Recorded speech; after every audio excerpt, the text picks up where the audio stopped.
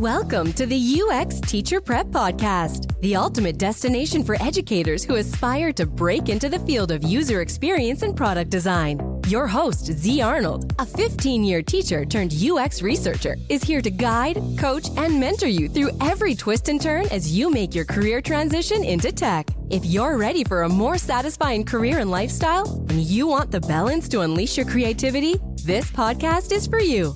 Now for the show.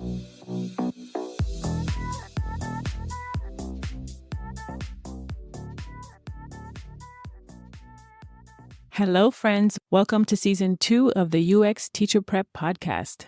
We have lots of exciting interviews and episodes coming your way.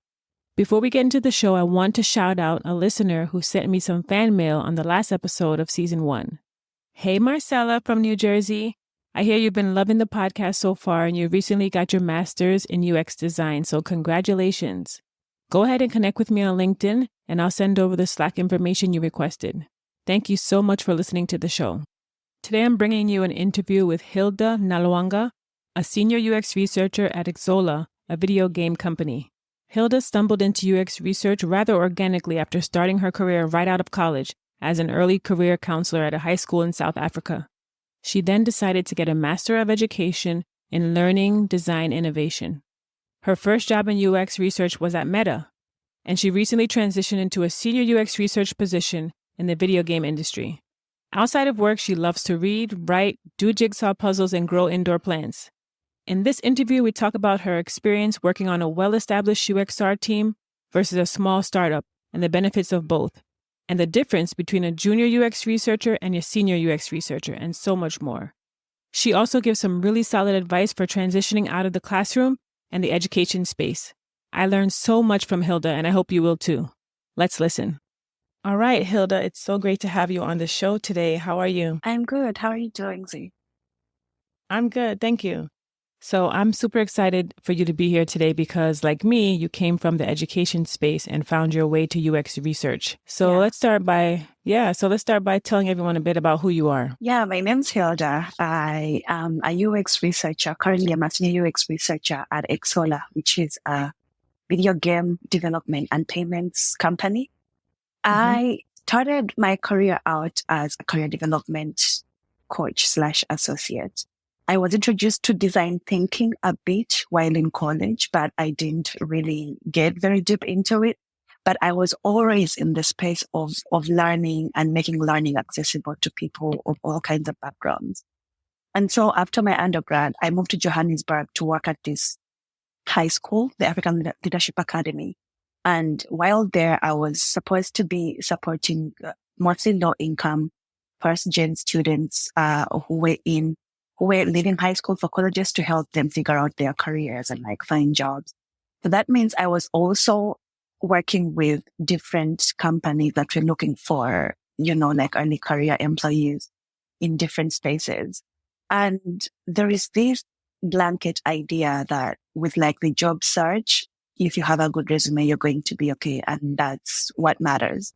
Mm-hmm. But the more I began to talk to my students, I realized that everyone was different and that there were so many different powers at play, given depending on the student.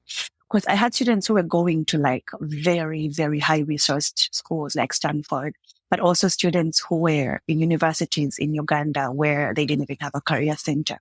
And we had a blanket, everything fits everyone type of service offering.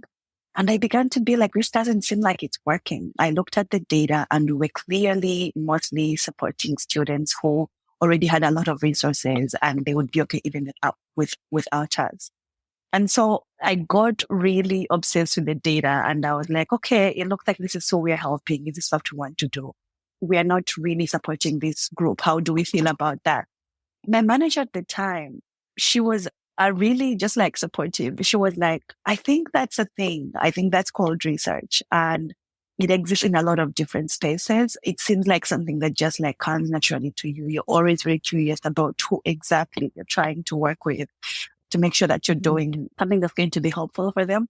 Yeah. So that's where my curiosity started. So I did that job for 3 years. And when I began to put that very, very just human-centered approach to to my career offerings, I began to enjoy my job a lot more. And even the data began to show that we actually were speaking to students. It was so fascinating. Wow. So after 3 years, I wanted to explore this space further. So I left Johannesburg, came back to the United States and went to grad school. I did a master's in learning design, innovation and technology, which is a space that brings together learning and UX very well. So it was from that master's program that I then pivoted into tech. My first role in UX research was at Meta, which I interestingly learned because when I came back to grad school, I was really trying to learn about this space. And I knew that I needed so many skills that I did not know how to explain before. So I was doing everything to see that I can learn about this space. I was listening to podcasts. I was talking to different kinds of people. And I actually was reaching out to people who were on podcasts that I was like, this person sounds kind of friendly. And I reach out to them and just be like, oh, my name is Hilda. I want to get into UX research from the education space. How do I do it? Yeah. And that's how I ended up here. Oh, wow. Wow. Interesting. So you were reaching out to people who had podcasts and just asking, how do I get into that space of UX research education? Wow. It's interesting. Yeah. You said a lot about your journey and how you kind of started off before you got to Xsolla as a senior UX researcher. So you were working as a high school early career counselor, right? Yes. That's very interesting because you were in the school space, but you weren't necessarily a teacher. That's really cool, working with students and just seeing those connections. Can you tell us a little bit about what your day-to-day looks like in your role as a senior UX researcher? So I'm currently supporting 2 teams, and I'm supporting the payments team. My day-to-day is very much, I work with product owners. I understand exactly what they are working on during the year. And then I begin to look into that to be like, okay, so then what questions need to be answered for you to do your job well? So that happened earlier in the year. And so at the beginning of the year, I spent a lot of time talking to product owners to understand the product roadmap so that I can begin thinking about what questions need to be answered and in what timelines for them to do their job well. And I do that with all the product owners that I'm working with, sometimes 2, sometimes 3. And then after that, and during that time too, you meet product owners who don't know anything about research or those who don't think they need it. So it's a mix of being like, okay, so these are your research needs and this is what UX research is. So a mix of research evangelizing and also understanding the needs of the teams that I'm working with. And then I create a research roadmap and then I began working on the research. So I'm always working on about 2 to 3 projects at the same time. And they're all in different stages of them. Like currently, I am analyzing a project that I recently finished fielding for yesterday, while also in the second stage of a design sprint for a research project that I presented a readout for 2 weeks ago. So I'm always running various projects at the same time in different stages, while also scoping new projects and making sure that my team feels supported. Yeah. So doing the work of a UX researcher includes, educating others and teaching them what the process is like and what UX research is all about. That's interesting as well. You'd be so surprised because my first official role was with Meta. And you'd think that for a company that big with resources like that with 6,000 UX researchers, everybody would understand research and you wouldn't have to do any evangelizing. And even there, that wasn't necessarily the case. And not necessarily that even people there don't understand research, but sometimes you talk to a product owner and what they want is for you to validate some things that they've already assumed to be true and are already working on. And sometimes, like with my current job, sometimes it's teams that are like, oh, because I do XYZ, I don't need any kind of research. And I'm like, I actually don't think so. I think I realized that a really, really key part of being a UX researcher that I did not understand fully before I started doing my job was genuinely relationship building. And I feel like all of this falls under that because even being able to evangelize research and teach somebody about why they need research or what kind of research they need, you need to be in their good graces. It's so interesting. you need to be in their good graces. You need to make sure that you understand each other and you're going to be able to listen to each other. And then you bring different parts of it together. So it's a lot of talking to people, evangelizing research, but also making sure that, because once you talk to people and understand each other very well, then there's a chance that your findings will be implemented, and you want that. So yeah, it's a lot of communication, a lot of relationship building, which was very much the case in career development work. Because if you're going to support students, you need to be able to support those students' needs, and you need to understand the students very well. And if you don't understand them, then you're not going to be able to support them appropriately. So that relationship building piece was a very key piece that I think moved over, I guess, very seamlessly from the work I was doing prior to joining UX research to what I'm doing right now. So it sounds like when you think about the connections between what you were doing with the high school students, basically knowing your audience and relationship building was key for you in that transition. Yes. I wanted to ask also, with your current role, is it remote or is it hybrid or is it in person? It's fully remote. Fully remote. Wow. How do you feel about work-life balance with this role as a senior UX researcher? Yeah. So most of my team is in Europe.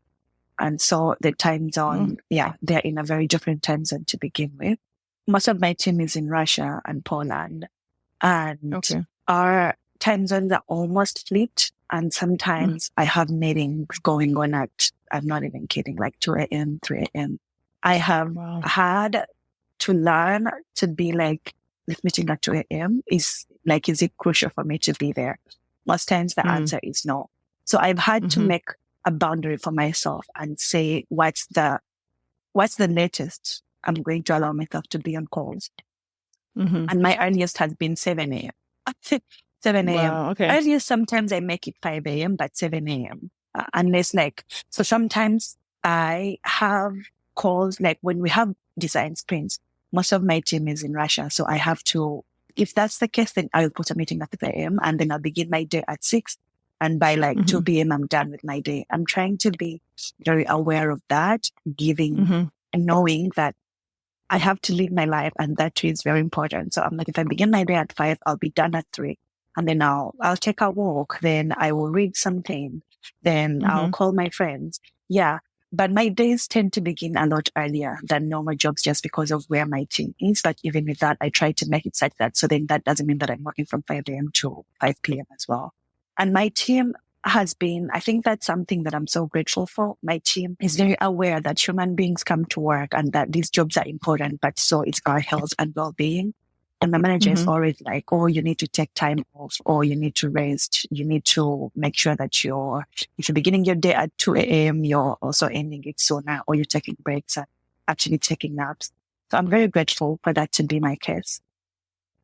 Yeah, it's great that you have that flexibility to kind of make your hours work for I know you're in Central Time, right? In Chicago? Yes.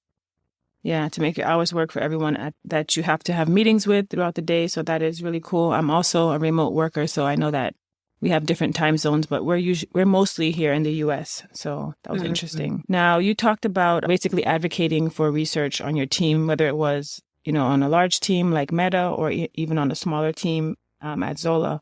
So I wanted to talk about I had this idea about, working for large companies versus small companies, startups versus more established, UX research. So can you talk to me about maybe the differences between that and how you feel about it? Because a lot of teachers ask me, should I go to a startup? Is that going to be too much? Or should I go to a more well-established place? Just transitioning from teaching to UX research. Yeah, that's a really good question. I think one of the things that I really was so grateful for about working at a very big company at the time that I did is, first of all, I was a baby researcher. My actual UX research projects that I had done in grad school, right? Before that, the work I was doing was very learner-centered, but it was not in tech. So there was a lot of transition that I had not learned how to do yet. And joining a team that was big, and I joined a team that had, I think, at least 5 researchers on just that one team. That meant that there were so many different people who were actually passionate about research and they were already doing work. So as a person who was just learning, that was actually very, very helpful. I know there's a lot of other pressures that come from working in like Mang, that kind of thing, but also just having a team that I could actually learn from. There are so many research projects that had been done. So even when I get a project like, oh, go work on this literature review, there are so many literature reviews from very similar work for me to look at it and then like get a place where to start. And I had other UX researchers that I could reach out to when I'm beginning to scope a project to see if they have done similar work and talk to them and get advice on research methods. That as a person who was just learning in the space, I appreciated that very much. One of the researchers on my team is now my mentor and is the person who connected us, Enyola. Yeah, because I was still new to the space and I was still trying to learn. On the other hand, now that I'm working at a company where the research team is still very new and I'm one of the inaugural researchers in the company. When you are in that space, you are the person who knows everything and you're the person everybody comes to because there is no one else. So I have needed to amp up my confidence on this team because I'm the person everyone comes to. And even when I don't know the things, I have to find ways of learning the answers to those things because I have no one else on the team with the knowledge that will help me in those ways. But that also means that I have been able to stretch myself in so many ways. I think we have this theory that people who are doing their jobs have already known how to do them and they are doing them so really, and it's just us who are maybe struggling sometimes, but no one knows everything. And being in a very startup-y UXR type of space has taught me, oh my God, I can actually learn anything. When I was at Meta, if there were design sprints, I had other researchers to support me on those. I'm currently running a design sprint and I'm the person who wants to know everything. But there is so many resources everywhere. So I have learned to do a lot of things that I could easily get help with. So there is that. But it means that I have grown so much more as a researcher because the need is so much greater here. And I'm so grateful for that. So I have learned that at different times in my career, I have had to choose what is my priority right now. Do I want financial stability? That's a real thing. So then how does that work with startups versus established companies? Do I have the skills I need to stand on my own right now? Like, what do I want to focus on right now? And then that determines where I want to go. But you will find similar problems in similar spaces and you get to flex different muscles and then depending on the space you're in. I would say I have talked to other researchers who began in smaller companies and now they work for like chefs. And even them, it's just been like, oh my God, it's the same issues. It's just that you have to deal with them differently depending on the context that you're in. So I would say, you have the skills because you're a teacher, because you're in the education space, you're used to being scrappy and working with people. So you have the skills technically to work in a startup or in a big organization. I think it's a matter of figuring out your priorities and seeing what you want to pay attention to the most in the first place and then going with that. Yeah, being scrappy. And it sounds like same skill set, but applying it in a different way. And I feel like it sounds like you're saying that no matter which way you go, you'll be able to use your kind of like teacher skill set to manage. Yeah, I think for me, one of the really hard things about making the transition was being able to talk about my experiences in ways that made sense in the technical world. So it's not even like, oh, do I have the skills to be in a startup versus it's just how do I translate my skills? Because at least for me, when I was in the education space, I was very sure that my skills were not transferable and that I had nothing to bring to anyone outside of the education space. And then I begin talking to people. And then I realized, oh, we just call things very differently. Who somebody else calls a product owner, you will call them something else in the NGO space, for instance, which is I was in education in an NGO type setting. And being able to translate the work I was doing and the jargon was actually such a big deal because you want to sound confident. You want to sound like you know what you're talking about. And if you don't fully trust or believe in yourself, that is going to show. Once I was able to make that connection, which was actually like when I was working on my portfolios, I hate working on portfolios so much. It's like pulling teeth. But it was such an exercise in me learning to talk about my work, because you have the same story, but you have to talk about it from very different angles over and over and over again until you are convinced by it, until it makes sense. And then once you do that, then you're able to bring it to somebody else. That for me was really, really difficult. And so I had a lot of help in terms of people who I was like, okay, let me pitch to you who I am as a UX researcher. Let me show you my portfolio so that you can help me figure out, like, what am I still missing? What connection am I still not making between the work I was doing before and the work I was doing right now? And I wanted to make it very clear that I'm not a UX researcher, despite the fact that I was in education before. But it's that background that makes me a strong researcher. And here's how. And once I was able to make that connection, it was like, it didn't matter which kind of space I'm in, I could do it. But that connection that was really hard for me to do.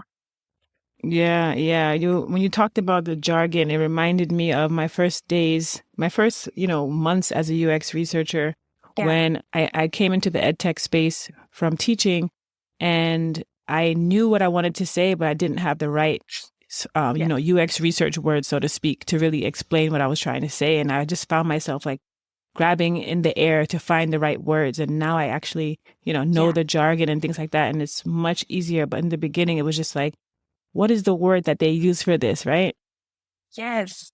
Yeah. Yes. No one talks about how, just like language itself, it can be so inaccessible and it can make you feel like, I don't know anything. I don't belong in this space. Right. And it's okay. It's not just you. It's very difficult. And so look for the support that you need and focus on it, because like you are not wrong to think it's giving you a hard time. It is not because of you. It's because it's actually, I feel like sometimes that it's meant to already do that gatekeeping thing. And so you have to keep trying. You have to talk to people and you have to figure out ways of translating yourself, because you have the skills. I think that's the first thing I needed to know, that I have the skills. I just don't know yet how they apply in this world that was still a mysterious area to me, or something that I really felt like I wanted, but I did not belong in. And figuring that out helped me so much. Yeah, that's a good message for transitioning teachers, because when we're in the space of teaching, we just don't think that we can do anything else. And there's so much more that we can do. So there's so many different, career paths we can take. So that's important to know. Just have to talk to people, get out there, explore, and just learn where you might fit in. I want to ask you a question about your transition itself. So I know you were doing the high school early career counselor role for 3 years. So how long did it take you to actually transition into UX research once you decided that's what you wanted to do?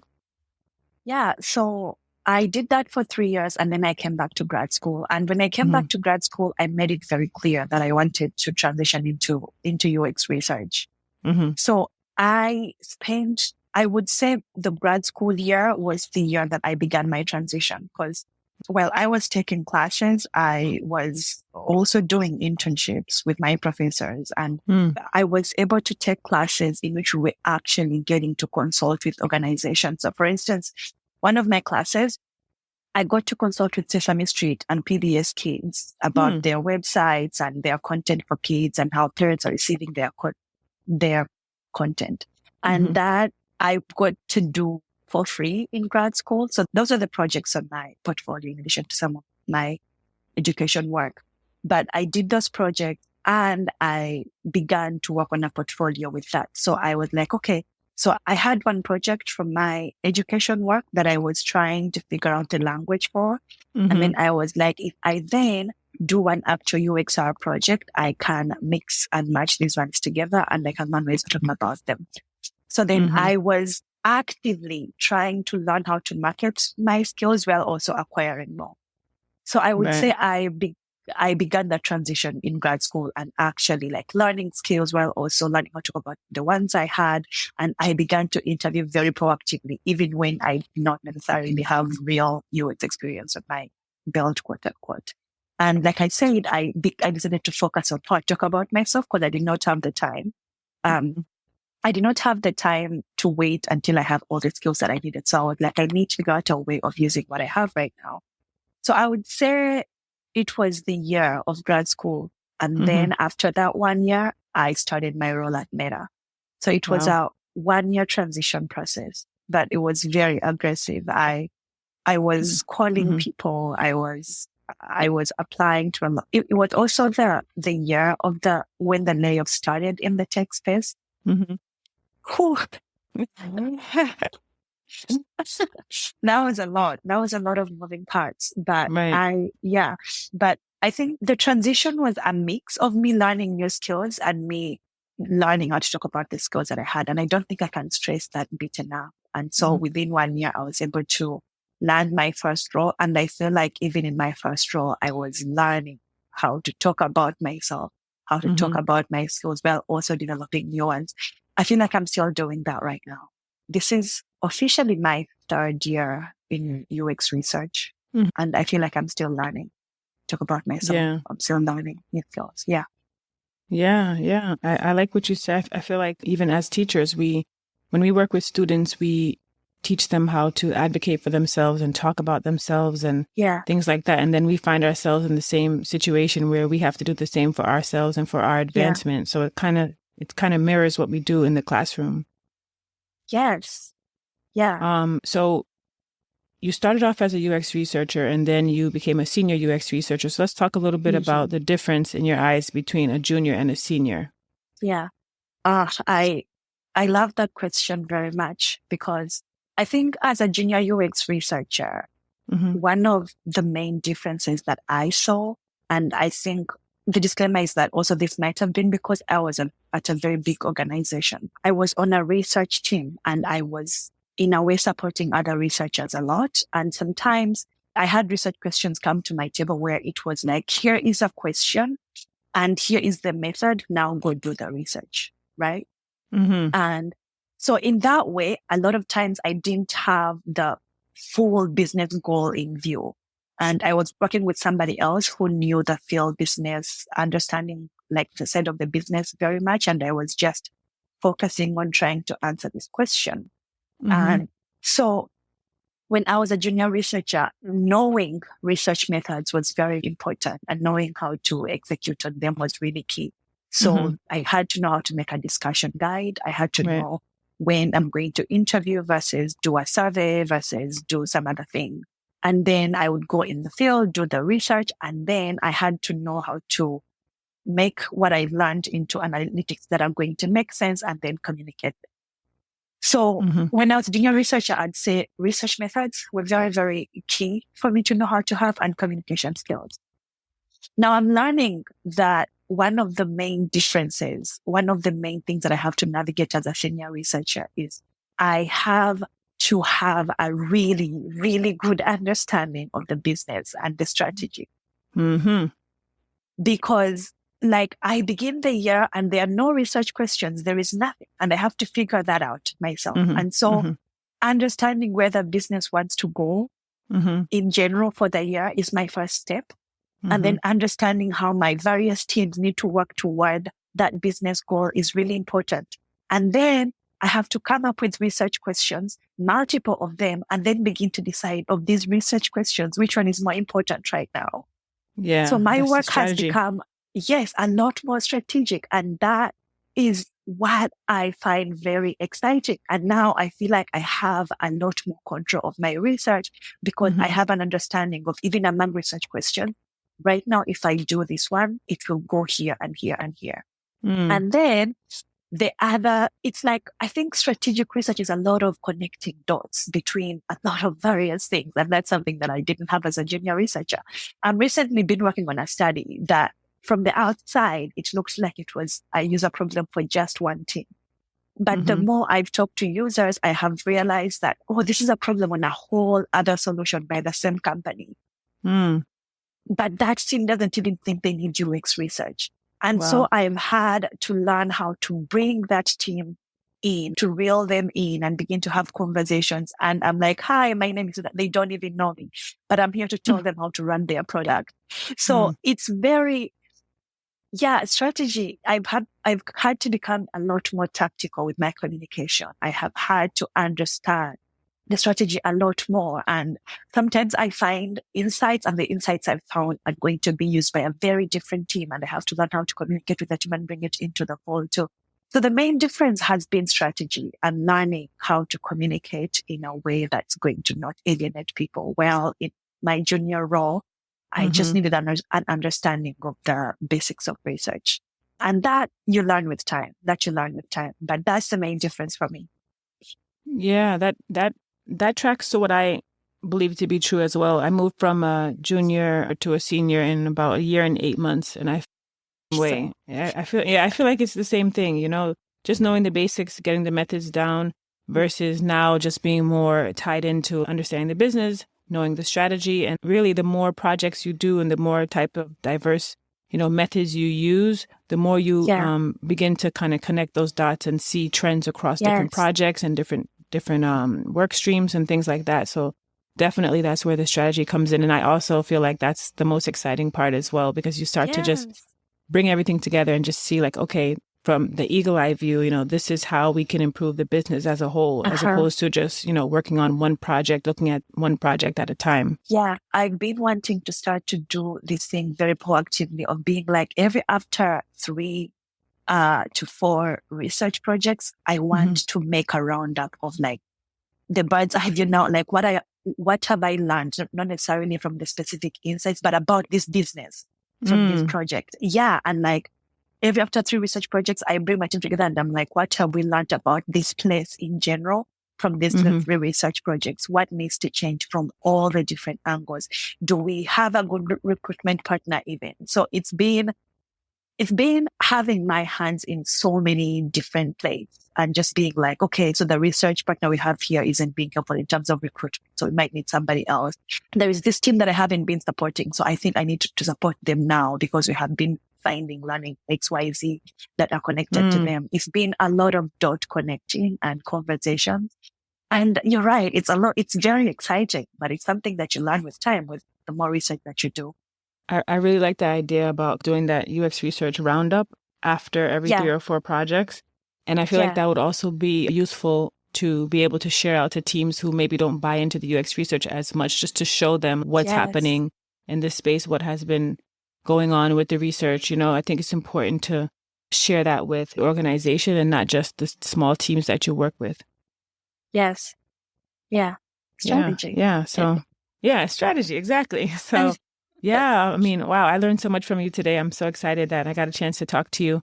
The last question I want to ask you is, I know you gave a lot of little tidbits and advice for educators, but if there's one message that you could send to educators or folks who are just, in the education space and trying to transition into UX design, UX research, what would that message be? I feel like I'd say this quite a few times, and maybe I'm just projecting, but like, you have the skills. You have the skills that you need, and focus on trying to figure out how to translate those skills in the language that's understandable by product managers and people in tech that you want to reel in. But you have the skills that you need. I think we get very stuck on the fact that we're not in this space. We don't have the skills. I think we need to focus on asking ourselves, when I open my mouth to talk about myself, what do I say? And like, literally, if you need to, I had somebody who would tell me, get a mirror and like recite things in front of it. The most uncomfortable thing in this world. I'm not saying do that, but I'm saying think about the work that you've been doing. And now ask yourself, if I was to make this into a case study, how do I do that? If I was going to tell a story about how there was this problem and we ended up solving it in this way. As researchers, we are problem solvers. And as a teacher in the classroom, as a person who works with students, every day you're a problem solver. Now you're being asked to put those problems into cases, and that cannot be easy. And so focus on what you already have and think about ways of making it translate. That's my first thing. And then the second thing, as you do that, also find ways of gaining experience that applies in the space that you're scared of, such that you have that balance. And that sometimes looks like you reaching out to startups in your area and just being like, I see you have this problem. I want to help you solve it. If you can do it for free and gain skills, do that, but find ways of balancing the fact that you have skills. So find ways of translating them and then acquire new skills at the same time. Talking to people is such a good way to do that because you begin to realize I'm not so different from people who are already doing these roles that I want to get into. So that's been a very good way of me being able to now choose and pick what resonates from different people and put it in my own portfolio while also learning new skills. Yeah. Great advice. I love that. Hilda, it was so great to have you on the show today and to learn about your career transition and your day-to-day work. And I just feel the excitement and the energy that you have around UX research. So thank you for that. And how can people reach out to you if they want to connect? Of course. I love UX research and I love to hear about it. So I'd be so happy to talk to people. I am on LinkedIn at Hilda Nalwanga. And I am also happy to share my email address if that's something that people would like to take advantage of. But I'm very, very excited to talk to people. I know that for myself, I wouldn't be in this place if somebody did not pick up the call or somebody did not respond to me when I texted. I was listening to people on podcasts and then reaching out to them and being like, I heard you talk about research. Please talk to me. Like, please. Yeah. And the one person who responded helped me so much. And so I love doing this work. I'm so excited about it. And so people should feel free to reach out to me on LinkedIn. I'm at Hilda Nalwanga. I'd love to have this conversation and to help in any way that I can. Okay, great. So I'll drop that in the show notes. And thanks again for being on the show today. And we will definitely talk again soon. Hey, thanks so much for tuning in. If you like this podcast, hit follow and scroll down to leave a 5-star rating. Then share it with a friend. If you're looking for resources to help you on your tech transition journey, head over to uxteacherprep.com. Follow us on LinkedIn and Instagram at uxteacherprep for daily tips and motivation. Have a topic you'd like to hear addressed on the show? Send us a DM on Instagram. If you're listening on YouTube, like, subscribe, and share. Until next time, be well.